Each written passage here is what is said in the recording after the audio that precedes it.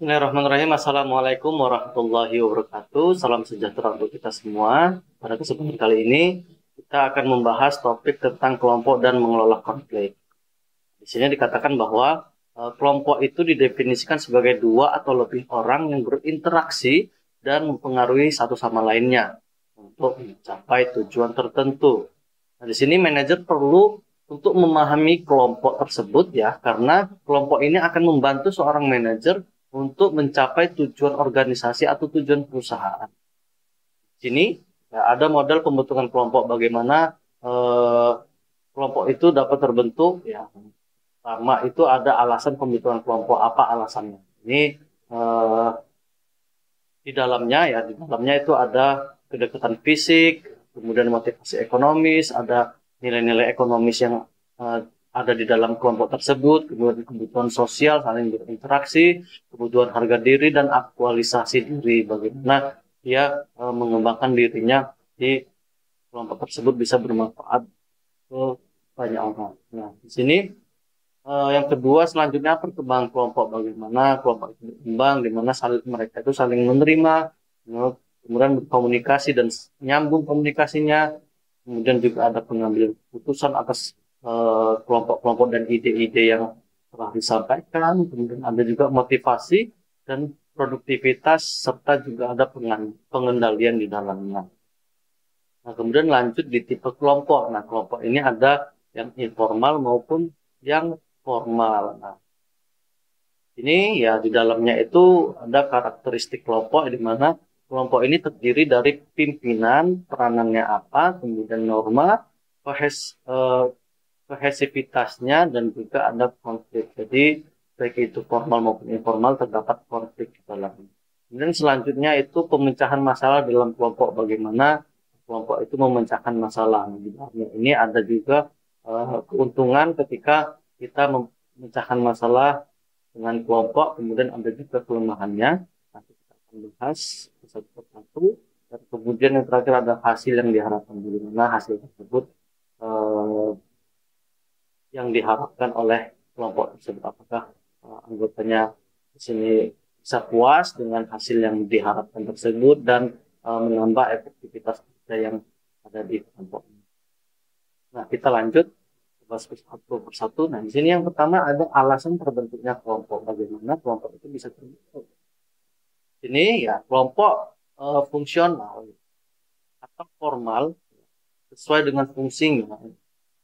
Formal muncul karena dibentuk oleh organisasi. Jadi organisasi di sini yang membentuk uh, suatu kelompok tujuan tertentu. Kelompok informal itu terbentuk karena beberapa alasan, seperti kesamaan asal daerah, kesamaan atribut tertentu. Jadi kalau formal itu dibentuk oleh organisasi, tapi kelompok informal bisa saja dari kesamaan daerah, sama-sama berasal dari misalnya dari Sumatera atau dari Jawa, misalnya dari Arab, ataupun ada kesamaan atribut lain, misalnya dari eh, dia sekolah di mana atau ya dari alumni mana ataupun juga dari suku, bahasanya sama dan lain sebagainya. Nah, di sini ya ada beberapa faktor yang menyebabkan seseorang bergabung dengan suatu kelompok, baik itu formal maupun informal. Pertama itu ada fisiknya. Ya, jadi jelas ada fisiknya, ya, mereka ada. Kemudian yang kedua itu ada eh, nilai ekonominya. Ya, nilai ekonomisnya mereka punya keuntungan, bisa mendapatkan istilahnya mencapai kebutuhan-kebutuhan yang mereka butuhkan dan lain sebagainya. Kemudian yang ketiga, aktivitas kelompok yang menarik ya, ketika aktivitas yang ada di kelompok tersebut menjadi daya tarik bagi seseorang ya, ketika aktivitasnya itu misalnya saja yang sesuai dengan passionnya ataupun sesuai dengan hobinya dan lain sebagainya itu cocok dengan dia, maka aktivitas kelompok tersebut akan menarik dia untuk bergabung. Jadi faktor seseorang itu bergabung ke kelompok tersebut. Kemudian yang keempat memenuhi kebutuhan, ya. Kebutuhannya tadi apa saja yang dia butuhkan di sana di suatu kelompok itu ada, maka dia akan bergabung dengan. Dan tujuan kelompok, ketika tujuan kelompok itu sama dengan dia, ya misalnya tujuannya itu untuk mencerdaskan kehidupan bangsa, ya maka dia akan masuk ke sebagai tenaga pengajar misalnya. Ya. Kemudian yang keenam, manfaat instrumental. Ya, ada nilai-nilai manfaat yang ada hasilnya yang diharapkan sesuai atau tidak. Kemudian ada juga meningkatkan efektivitas kerja. Nah, kemudian kita lanjut ya, perkembangan kelompok. Sini bagaimana ya seseorang itu ketika di lingkungan yang baru misalnya ataupun di suatu tempat eh, dan bertemu dengan orang lain, mereka pasti akan saling mengenal ataupun saling sapa terlebih dahulu. Kemudian setelah beberapa lama mereka menjadi akrab, mereka berkomunikasi satu sama lain dan cocok komunikasinya, dan ini akan menjadi suatu kelompok dan komunitas. Nah, perkembangan kelompok ini merupakan proses belajar, jadi ada proses belajarnya, kemudian belajar untuk bekerja sama, saling menerima dan saling percaya. Nah, semakin lama suatu kelompok itu, maka akan semakin dewasa atau semakin mapan. Dan kelompok tersebut sudah cukup lama, mereka akan banyak mengalami proses belajar, mengalami berbagai macam masalah, diselesaikan dengan sama-sama, mereka akan semakin mapan dan berdewasa. Nah, kemudian kita masuk kepada tipe kelompok. Kelompok dalam organisasi ya pada dasarnya terdiri dari dua kategori. Yang pertama ada formal dan informal. Kalau formal ya jelas itu resmi, dan informal itu yang tidak resmi lah. Pertama, terlebih dahulu kelompok formal. Sini kelompok formal ya diciptakan dengan sengaja oleh manajer untuk melaksanakan tugas tertentu dengan tujuan mencapai tujuan organisasi.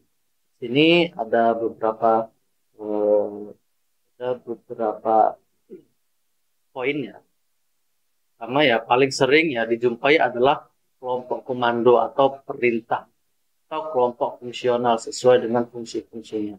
Nah, kelompok tersebut terdiri atas manajer ya sebagai atasannya dan karyawan yang melapor ke manajer tersebut sebagai bawahannya. Nah, kelompok formal permanen yang lainnya adalah komite atau komitis. Adalah merupakan kelompok yang bertujuan mengurusi masalah dan pengambilan keputusan yang muncul berulang-ulang. Ini perencanaannya merupakan salah satu contoh komite. Nah, komite perencanaan ya merupakan salah satu contoh komite. Jadi mengurusi masalah dan pengambilan keputusan yang ada, dan contohnya itu yaitu komite perencanaan. Dan kelompok formal yang sementara ya, temporary kelompok itu disebut sebagai kelompok tugas atau task group. Kelompok tersebut tujuannya untuk memecahkan masalah tertentu yang tidak muncul secara teratur. Ini seperti task force ya, atau tugas dan project teams dan lain sebagainya, merupakan kelompok sementara atau kelompok temporary. Jadi ada tipe kelompok formal tadi, yang pertama yang sering dijumpai yaitu kelompok perintah atau kelompok komando, kelompok yang permanen, komite, kemudian ada kelompok formal yang sementara, sifatnya sementara hanya untuk menjelaskan tugas-tugas itu yang sifatnya tidak sering muncul ya, atau tidak teratur. Baik, selanjutnya ya, ini membuat kelompok formal lebih efektif. Bagaimana kita memanfaatkan atau membuat kelompok tersebut ya, formal ini lebih efektif lagi. Sini ada prosedur yang sesuai untuk komite atau kelompok formal yang bertujuan dalam memecahkan suatu masalah.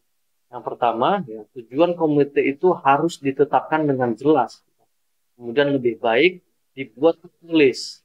Hal ini akan memfokuskan komite pada aktivitas yang harus dikerjakan. Nah, ketika kelompok tersebut ya, komite, maka harus jelas, ada tertulis job desk-nya, kemudian ada bagan dan lain sebagainya, yang membuat eh, kelompok tersebut akan bisa fokus terhadap aktivitas yang seharusnya dikerjakan atau sesuai dengan.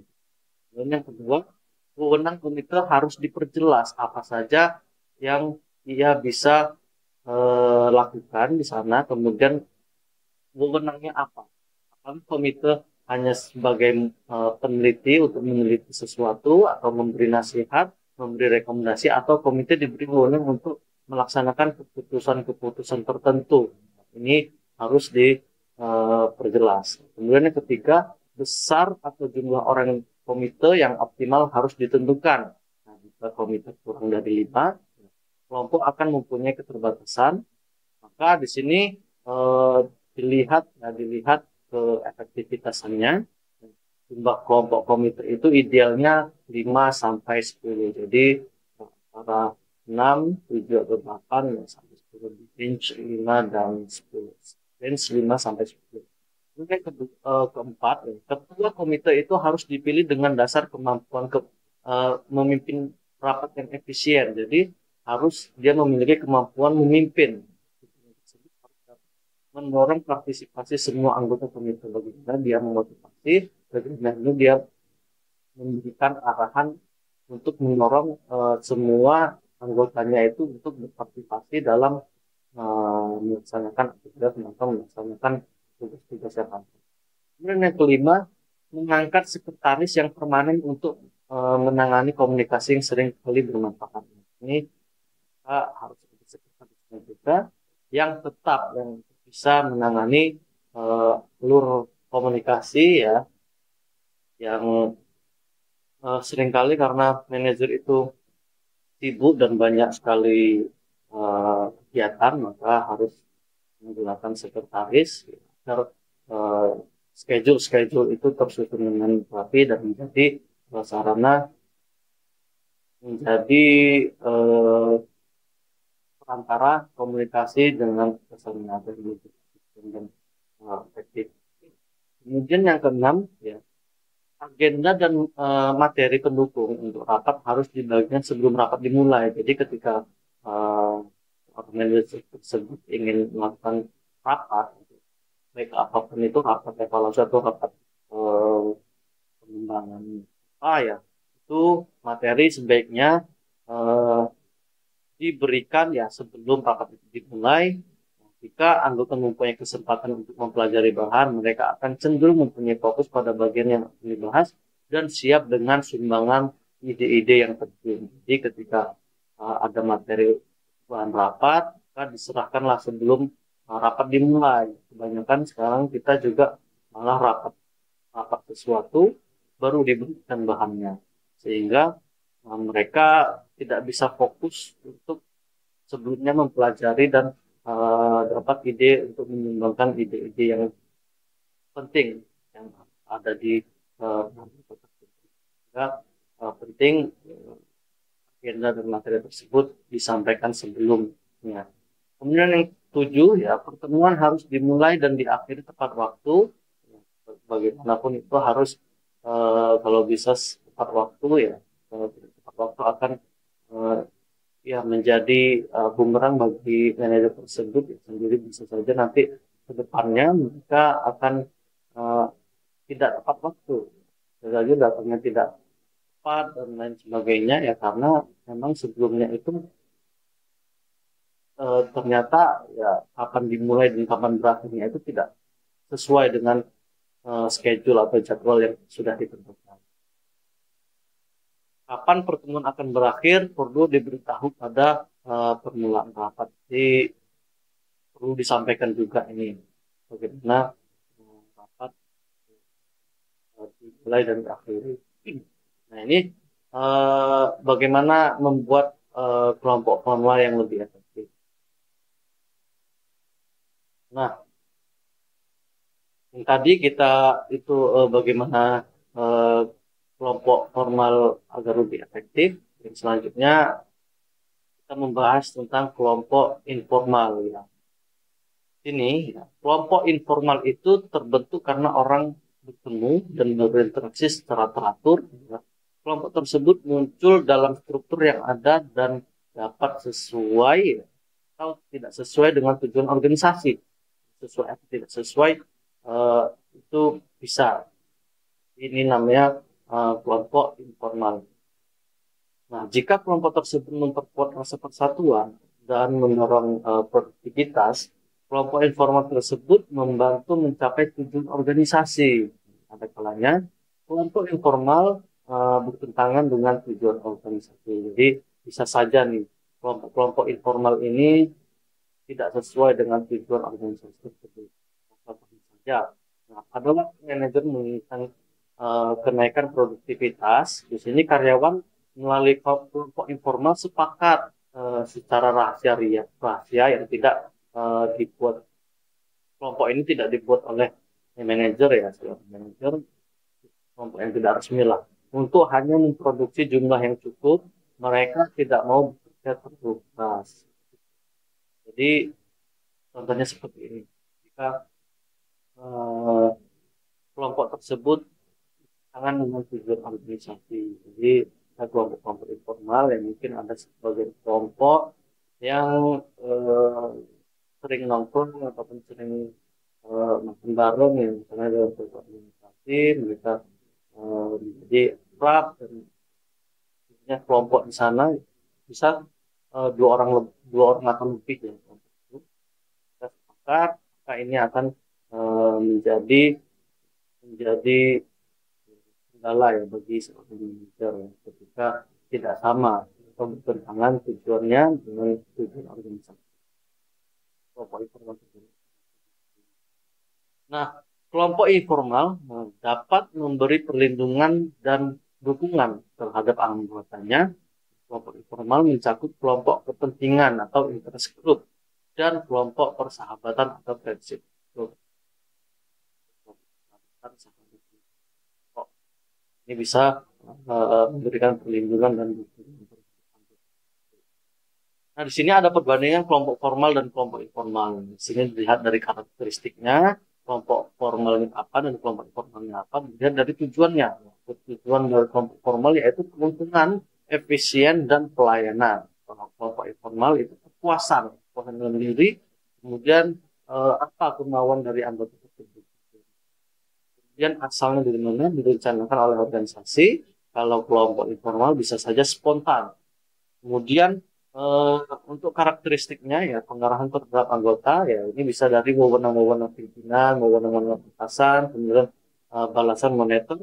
Kalaupun dari kelompok informal, pengarahannya itu ya kepribadiannya bagaimana, kegiatannya bagaimana, tidak bisa dilihat ya, bisa dilihat dari ya kepribadian itu tidak, dari kepribadiannya apakah kepribadiannya itu memiliki kepribadian, ya udah dia mengarahkan saja, siapa saja bisa.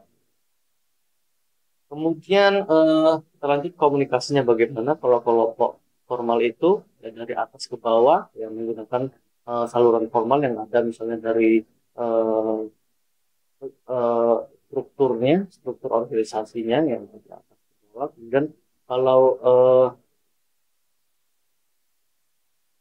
kalau kelompok informal ya bisa dari orang ke orang dengan semua salurannya, bisa dari beberapa saluran informasi. Dan pemimpinnya itu ditunjuk oleh organisasi. Dan kalau informal itu muncul dari kelompok. Kemudian hubungan interpersonal itu bentuk melalui hubungan kerja. Informal spontan ya, spontan.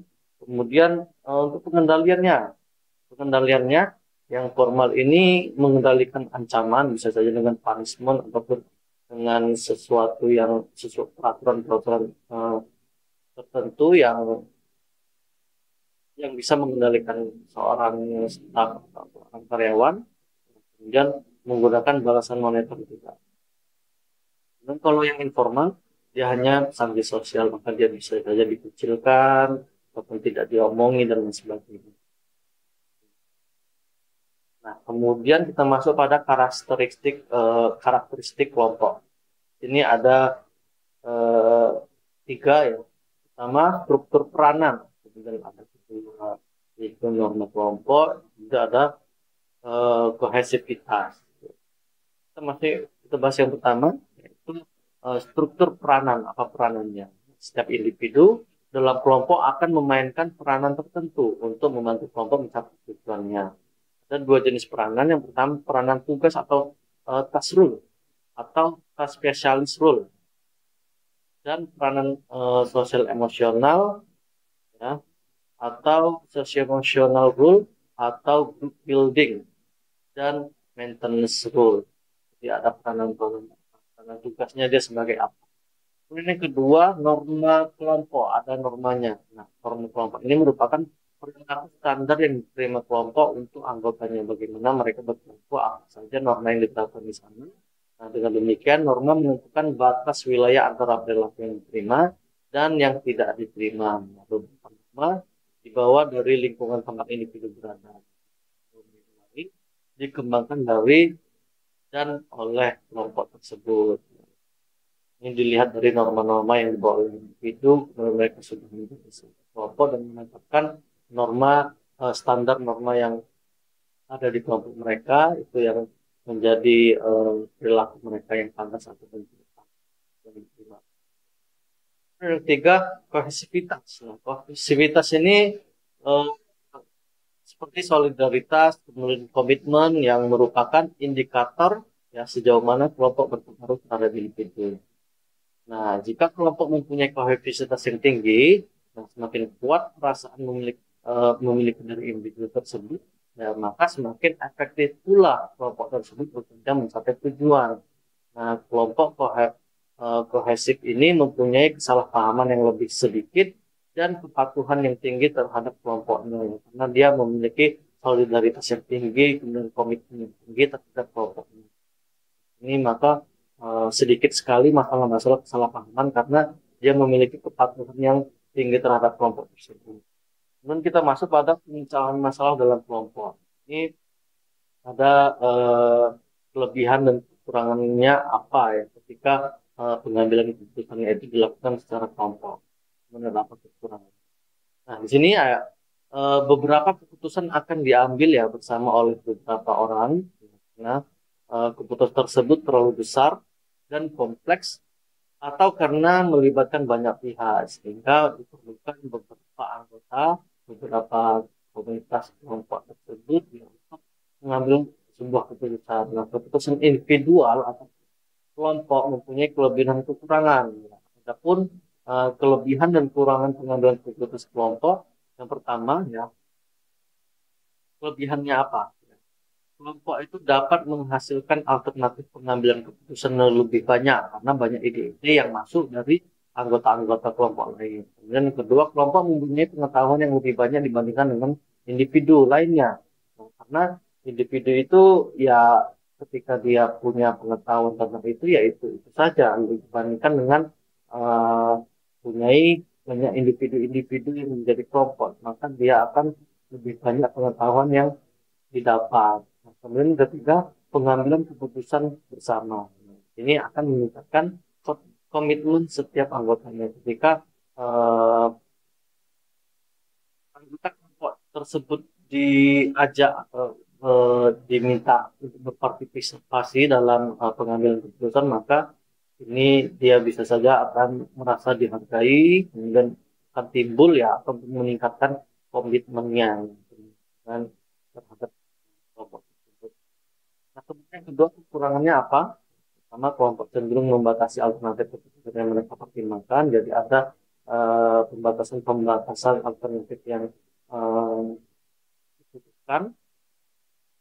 Kemudian kelompok barangkali akan didominasi oleh seorang pimpinan yang barangkali tidak mempunyai keahlian dalam pengambilan keputusan. Jadi misalnya ketika eh, pimpinan tersebut mengambil alih dengan bagi banyak anggota-anggotanya yang eh, tidak begitu aktif dalam eh, pengambilan keputusan tersebut, mengikuti atau solusi-solusi yang ada, maka sering didominasi oleh pimpinan. Biasanya juga kadang pimpinan tersebut tidak memiliki bagian terhadap pengambilan keputusan sehingga repot karena pemikiran tersebut tidak banyak mempunyai keahlian akan mengambil keputusan.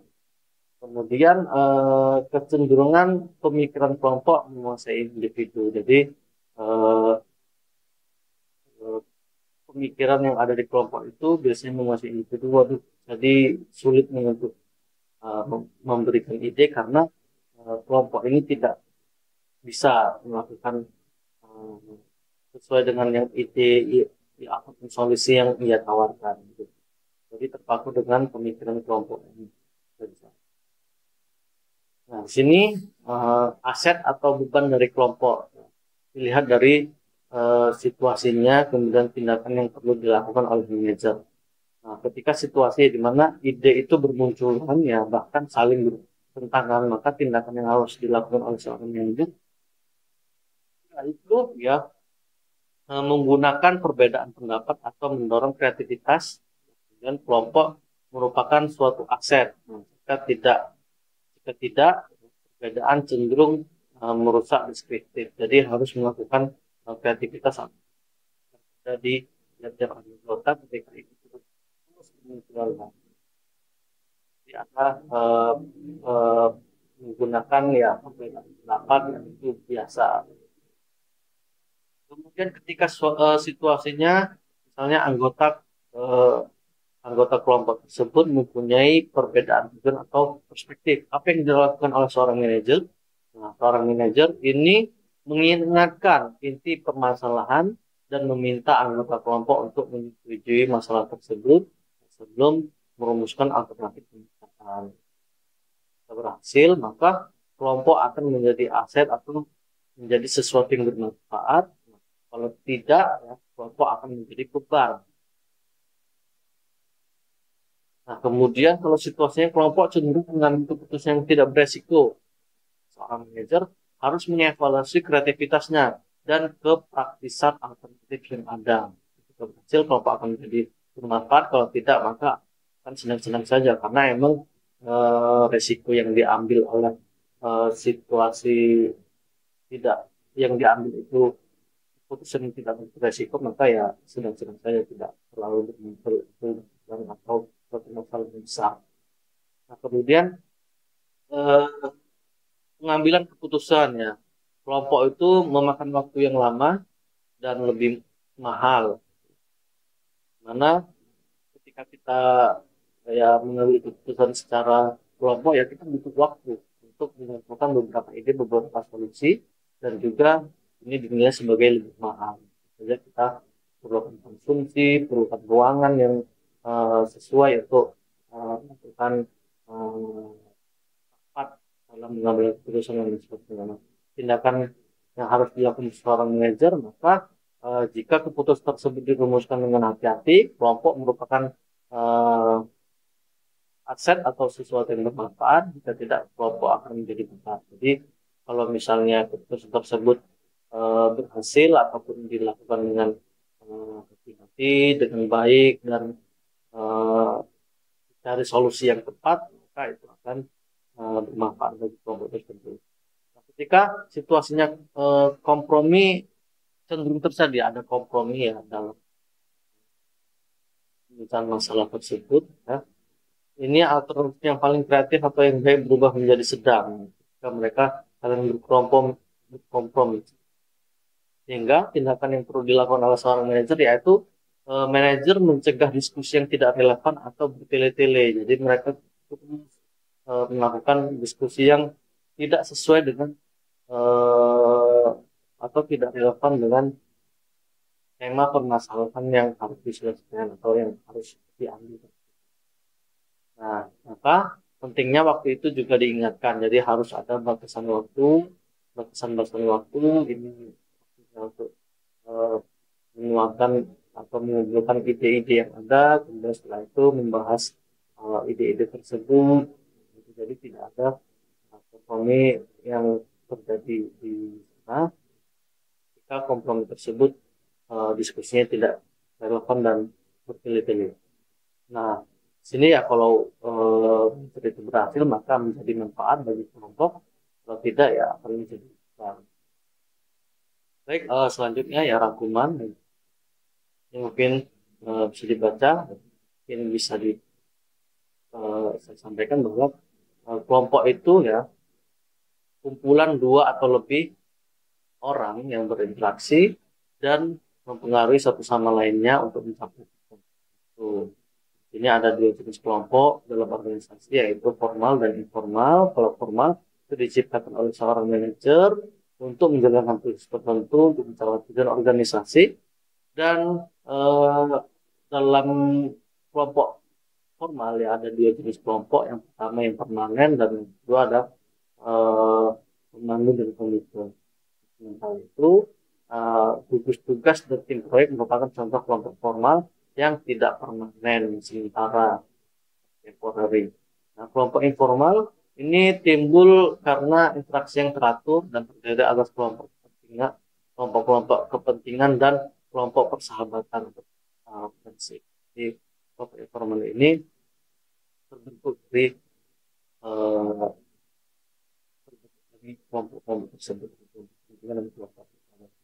Kemudian struktur peranan, ya, peranan nomor kohesivitas ini merupakan ciri kelompok yang mapan. Kemudian pemecahan masalah oleh kelompok mempunyai kelebihan, ya, tergantung bagaimana manajer menangani situasi yang berkaitan dengan tentang masalah kelompok tersebut. Kemudian yang terakhir, kelompok dapat menjadi aset, tetapi juga dapat menjadi beban ketika kelompok tersebut berhasil meningkat masalah dengan baik, mengeluarkan ide-ide dan solusi yang tepat, nah ini akan menjadi aset atau sesuatu yang bermanfaat. Tidak ya sudah, ini akan menjadi beban bagi ketua organisasi. Baik, terima kasih, semoga bermanfaat. Silakan jika ada materi yang tidak dipahami, bisa memanfaatkan forum diskusi yang telah disediakan. Silakan beri pertanyaan dan semoga materi ini bermanfaat bagi semua, baik individu maupun di masyarakat nanti ataupun di organisasi. Baik, saya akhiri. Assalamualaikum warahmatullahi wabarakatuh.